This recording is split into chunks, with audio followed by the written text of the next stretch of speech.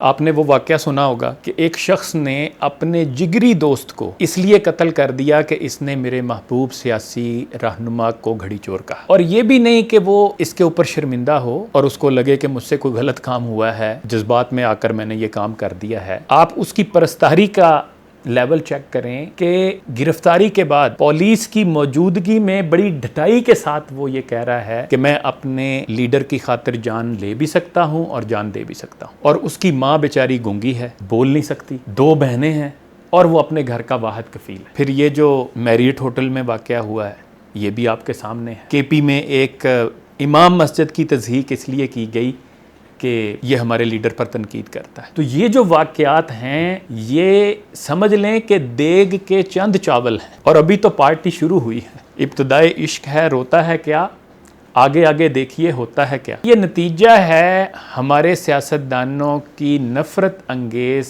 تقاریر اور بیانات کا، جس کے ذریعے وہ لوگوں کے ذہنوں میں نفرت، بغض اور انتشار انڈیل رہے ہیں۔ اور یہ وہ لیڈر ہیں جنہوں نے بھیڑ کو قوم بنانا تھا، وہ خود بھیڑ کو پریشر گروپس اور عدم برداشت اور نفرت سے لبریز جتھوں کی صورت میں تبدیل کر رہے ہیں۔ شاعر نے کہا نا، کھڑکیاں کھولی نہیں، دیوار گھر کی توڑ دی، بس یہی وہ کر سکا تازہ ہوا کے نام پر۔ آج دیکھیں دوستیوں، تعلق، رشتے ناتوں میں دراڑیں پڑ رہی ہیں۔ عام آدمی کو ہجان میں مبتلا کر دیا گیا ہے۔ سیاسی مخالفین کو دیکھ کر ہماری آنکھوں میں خون اتر آتا ہے، کانوں سے دھواں نکلنے لگتا ہے، ہم مٹھیاں بھینچ کر دانت کچکچانے لگتے ہیں، بس نہیں چلتا کہ اگلے کو کچا کھا جائیں۔ اور اس ہجان کی وجہ سے ہماری عقل پر تالے پڑے ہوئے ہیں، ہمیں سیاسی مخالفین دشمن کے ایجنٹ اور وطن کے غدار نظر آنے لگے۔ اس پہ آصف محمود صاحب نے بہت اچھا کالم لکھا ہے۔ انہوں نے کہا جو جس سیاسی رہنما کا عاشق ہے اس کے لیے وہی معیار حق ہے، وہ دیوتا ہے، وہ غلطیوں سے مبرہ ہے، وہ معصوم عن الخطا ہے۔ اور میں تو یہ سوچتا ہوں کہ ان کا بس چلے تو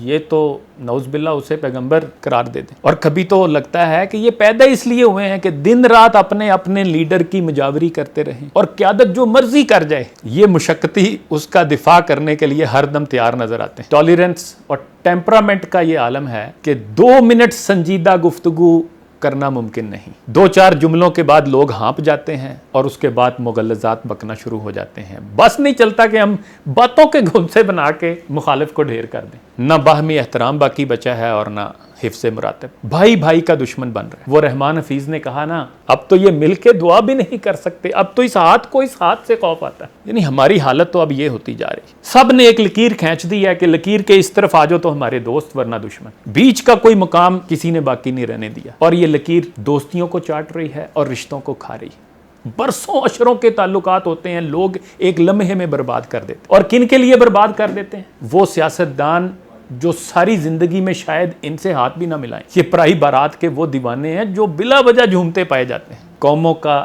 یہ رویہ، یہ مزاج، یہ چلن نہیں ہوتا۔ یوں سرے بازار پگڑیاں نہیں اچھالی جاتی، عورتوں کے سروں سے چادریں نہیں کھینچی جاتی۔ ہم اپنی سیاسی پارٹی کے ادنیٰ مفاد کے لیے کسی پر بھی کوئی بہتان لگانے کو تیار ہو جاتے ہیں، اور پھر اس بہتان کو اندھا دھند فروغ دینے میں اپنا بھرپور کردار ادا کرنے کے لیے بھی ہمیشہ تیار ہوتے ہیں۔ آپ ذرا غور کیجئے گا، عمیر صاحب بہت خوبصورت پوائنٹ جو سنا پچھلے دنوں، کعبہ کو بچانے کی بات ہوتی ہے تو اللہ تعالیٰ 5 آیات کی سورہ فیل نازل فرماتے ہیں، اور ایک انسان کی عزت پر حرف آتا ہے تو 100 سے زیادہ آیات کی، 111 آیات کی پوری سورہ یوسف نازل ہو جاتی ہے۔ اس سے اندازہ کریں کہ اللہ کی نظر میں ایک انسان کی عزت اور قدر و قیمت کیا ہے۔ ایک حدیث کا مفہوم ہے نا کہ مومن کی حرمت کعبۃ اللہ سے بڑھ کے، وہ رومی نے اسی لیے شاید کہا از ہزاراں کعبہ یک دل بہتر است۔ تو خدارا اپنی سیاسی پارٹیوں کے لیے اپنے نامہ اعمال کو خراب نہ کریں۔ اور ویسے بھی اب کم از کم اخلاقی اعتبار سے کسی سیاسی جماعت کو کسی دوسری سیاسی جماعت پر کوئی برتری حاصل نہیں۔ ہر وہ حرکت ہر اس گروہ کو گوارا ہے جس سے اس کا مفاد پورا ہوتا ہے، اور ہر اس مرحلے پر انہیں اقوال زریں یاد آ جاتے ہیں جب ان کے مفادات پورے نہ ہو رہے۔ تبدیلی سے لے کر بیانیے تک کسی کو کسی پر فضیلت نہیں۔ 19-20 کے فرق کے ساتھ اب سب کا نامہ اعمال اور رزلٹ کارڈ تقریباً ایک جیسا ہے۔ کوئی آئے میرے ساتھ بات کرے، میں تو دلیل کے ساتھ بات کرے نا، میں تو کہوں گا اتنی نہ بڑھا پاکیے داماں کی حکایت، دامن کو ذرا دیکھ، ذرا بندے کبا دیکھ۔ تو میری آپ سب سے درخواست ہے کہ اس وقت اس قوم کو اخلاقیات کی، قوت برداشت کی، مثبت فکر و عمل کی محبت و اخوت کی، رواداری کی بہت زیادہ ضرورت ہے۔ ان اخلاقی اقدار کے پرچار کے لیے، فروغ کے لیے اپنا کردار ادا کریں اور پازیٹو پاکستان کا بھی ساتھ دیں۔ ہم بھی یہی کام کر رہے ہیں، اور یہ اس لیے بھی ضروری ہے کہ اگر بدل نہ دیا آدمی نے دنیا کو، تو جان لو کہ یہاں آدمی کی خیر نہیں۔